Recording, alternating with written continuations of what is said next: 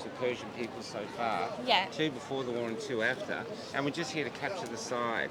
Because most of Australians were finding when we talk to them, because we're getting so attacked for doing it, actually think that you guys are Mossad agents and that the regime is good. And so we're here to try to talk to ordinary people, not really the professional voices, just ordinary people to sort of get what's happening, because it's a fog of war and no one knows what's real or not. So would you be willing to talk? Yes, yes. Yeah, sure. You ready, Kel? Yeah. You're working? So first, just your first name. My name is Mona. How long it's been since you've lived in Iran? Are you from Iran originally or just here? Yes, I was born there, Yeah. and I finally left to live here since 2009. 2009. Now, for those people who think it's not a regime, what is your viewpoint?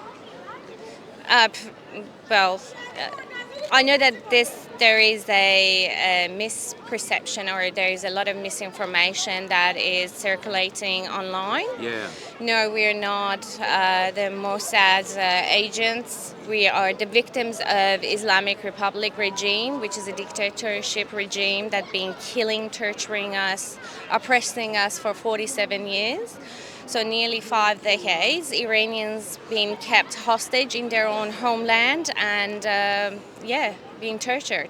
Yeah, and the torture is like off the scale. We've done those interviews where they've told us about them. But why are they doing it to their own people? What is it with not just the leaders, but the guards and everything? How do they justify what they do to their own people? That's what Australians are struggling with. It is the Islamic regime, so it's based on an ideology and a religious beliefs that gives them the permission, and they think that they're actually doing it for their God.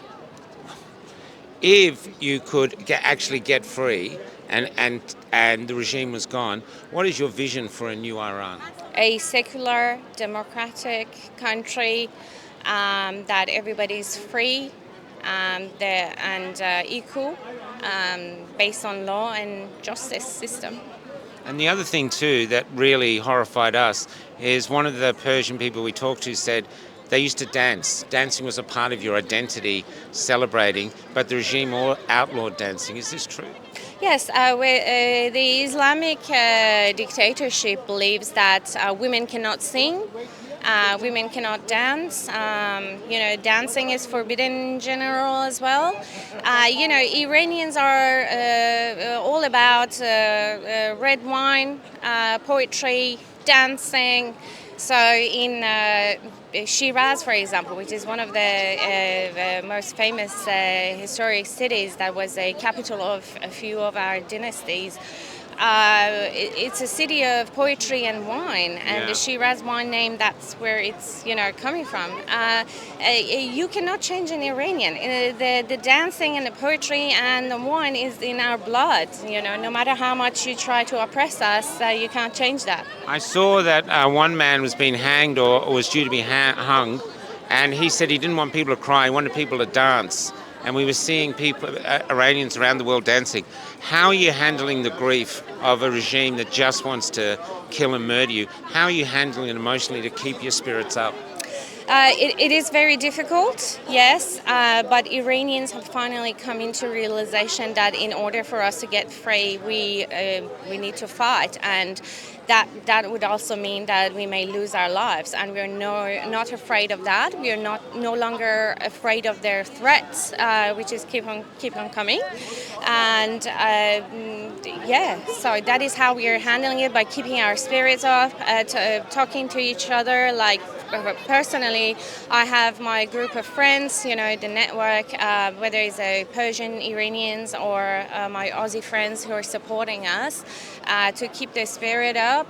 We know that we have a little bit more to go to just finally get rid of these thugs and push them out of our country. Well, the other question is, a lot of people attacking us saying Trump's already doing this for Israel and the Iranians hate the Israelis, but here we are with Jewish flags everywhere. So what are your thoughts on that? We don't hate Israelis, we love them.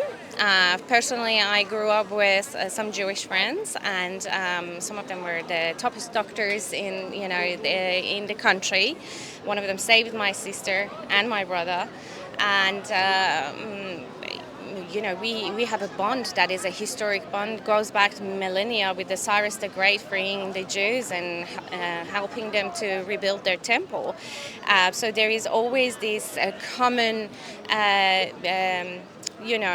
history that we have that is a very strong bond and for our friendship, and I don't think that something like that is going to be easily changed by a 47-year-old Islamic invasion. The last question I have is the other thing we're getting is that the Americans are bombing Iran, and all Trump's doing is bringing Iranians together because they hate America. But the Iranians I talk to go, no, we want him to bomb. So what is the truth from your position? For 47 years, nearly 5 decades, we've been fighting this oppressive Islamic regime.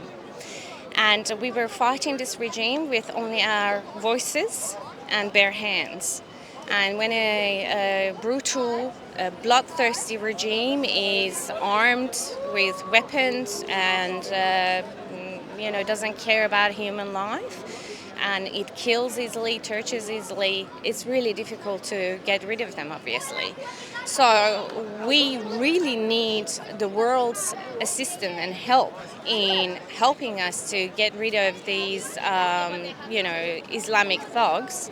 And that is why we are supporting Trump's actions and, them attacking Islamic Republic. This is not a war between America and Iranian people.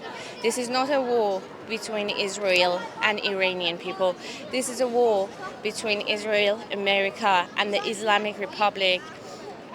They are thugs who export terrorism to every single corner of this world, including Australia. And we can no longer let them get any more powerful because what they only seek is to destruction and killing other humans.